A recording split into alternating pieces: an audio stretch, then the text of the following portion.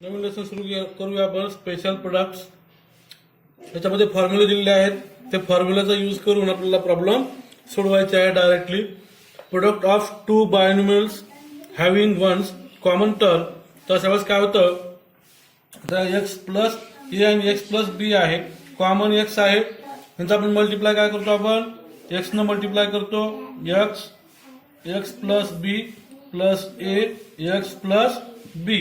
तर X square plus X B plus A X plus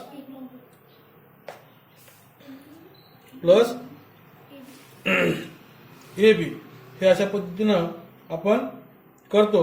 तर याच्यामध्ये आपण जर फॉर्म्युला तयार केला, एक्स स्क्वेअर प्लस ह्या दोघांमध्ये एक्स कॉमन आहे, एक्स बाहेर घेऊया आपण, आणि ए प्लस बी प्लस ए बी, बरोबर आहे. तर याचा काय तयार होईल बघा, एक्स प्लस ए आणि एक्स प्लस बी यांचा प्रोडक्ट काय होईल, X square plus X A plus B plus A multiply B. म्हणजे आपल्याला फॉर्म्युला आपल्याला लक्षात काय ठेवायचा आहे, X square plus X plus A plus B plus A B. अशा पद्धतीनं हा पहिला आपल्याला सांगता येईल. आता या फॉर्म्युलाचा उपयोग करून डायरेक्ट आपल्याला आता या दोघांचा मल्टिप्लाय करायचा आहे. मल्टिप्लाय करत बसण्याची गरज नाही, डायरेक्ट आपल्याला काय फॉर्म्युला आहे, काय आहे, एक्स स्क्वेअर प्लस एक्स, बरोबर आहे, ए प्लस बी म्हणजे 2 प्लस 3 प्लस 2 मल्टिप्लाय 3.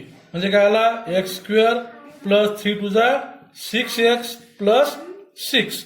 म्हणजे डायरेक्टली आपल्याला आन्सर काढता येईल. यासाठी याचा उपयोग करता येतो. आता एक्स प्लस ए आणि एक्स प्लस बी ह्याचं करून बघूया. तर एक्स मायनस बी, तर X minus B plus A X minus B काय होईल, X square minus X B plus A X minus A B. तर काय होईल, एक्स स्क्वेअर काय आला इथं, X square plus X common होईल आणि ए मायनस बी काय होईल, ए minus B minus A B. म्हणजे फॉर्म्युला आपला तयार झाला. काय होईल तयार आपल्याला बघा, X square plus X A minus B minus A B. तर आता हे याचा उपयोग कुठं करायचा, कुठं केला जातो उपयोग, तर डायरेक्ट समजा उदाहरण दिलं आहे आपल्याला, एक्स प्लस 2 आणि एक्स मायनस 3 आहे, याचा मल्टिप्लाय न करता याचा यूज करायचा आपल्याला, है ना. काय करायचं आपल्याला, याचा यूज करायचा आहे. तर काय होईल, एक्स स्क्वेअर बरोबर आहे प्लस एक्स आला ना, एक्स तर आला असा, ए मायनस बी, ए मायनस बी किती आहे, 2 मल्टिप्लाय 3 ना पहिल्यांदा, नाही 2 मायनस 3 काय आला, मायनस 1 मायनस 1 एक्स. म्हणजे काय आला इथं, मायनस 1 एक्स म्हणजे किती आला, एक्स मायनस 2 मल्टिप्लाय 3 6 त्याला 6. म्हणजे डायरेक्ट आपल्याला अशा पद्धतीचे आन्सर करता येईल. समजलं, डायरेक्ट. आता पुढचा बघूया आपण, मल्टिप्लाय करून बघूया.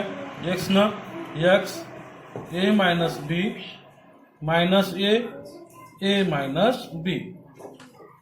इथं एक्स आला, इथे एक्स पाहिजे, तर इथं काय होईल,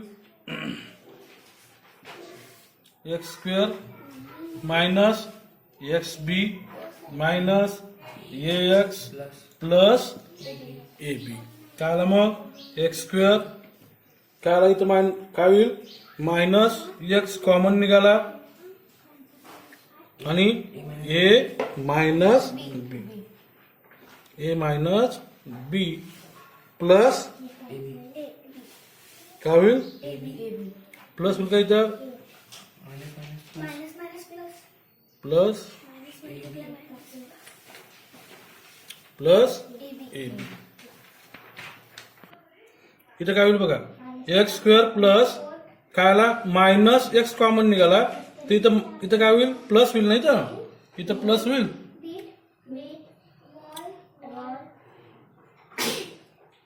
इथं प्लस होईल.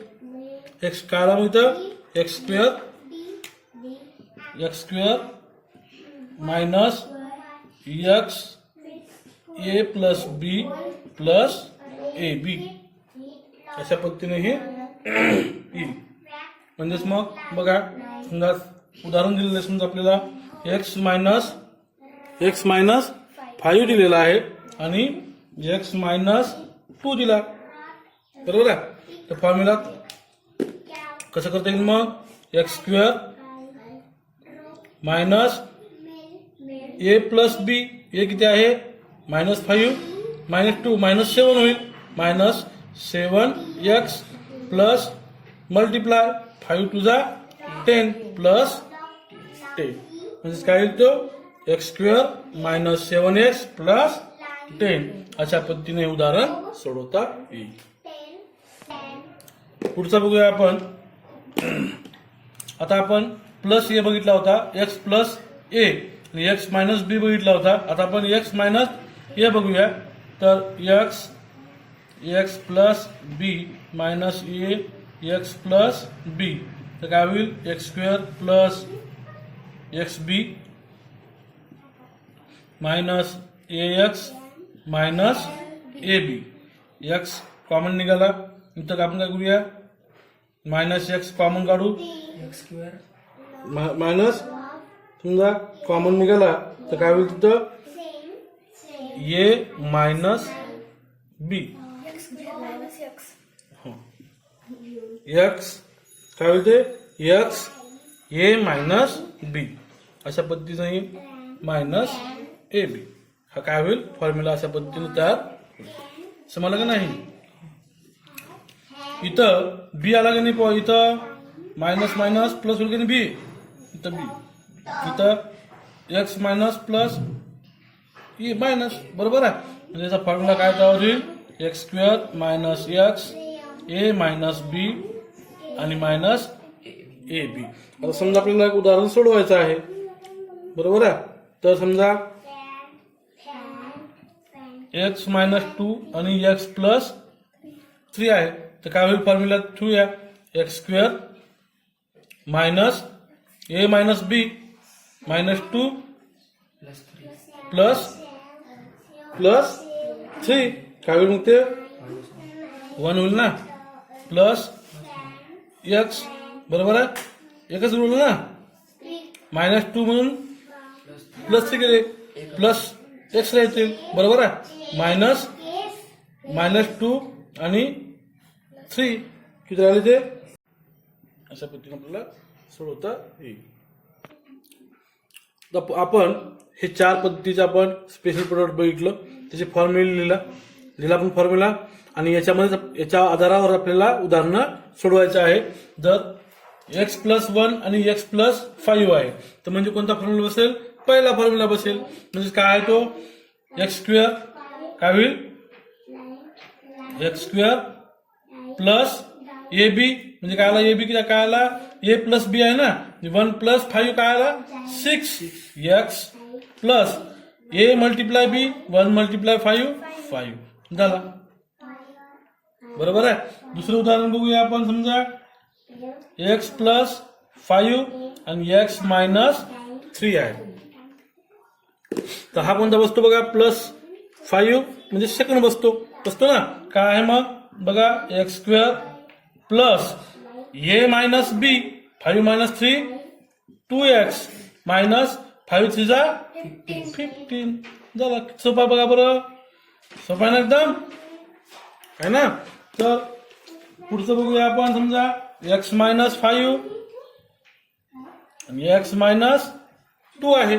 एक्स मायनस 5 आणि एक्स मायनस 2 कोणता आहे हा बसते ना हा. तर म्हणजे आन्सर काय होईल मग फॉर्म्युला काय आहे एक्स स्क्वेअर मायनस ए प्लस बी 5 प्लस 2 7 5 प्लस 2 काय होईल 7x, बरोबर आहे. प्लस 5 टू जा 10, 5 टू जा 10 झाला आन्सर आपला. आणि चौथं बघूया आपण. समजा x मायनस 4y आणि x प्लस 3y. तर काय होईल बघा. कोणता कशामध्ये बसतं. हा फॉर्म्युला बसतो. बरं बसतो का नाही. म्हणजे काय होईल. X square minus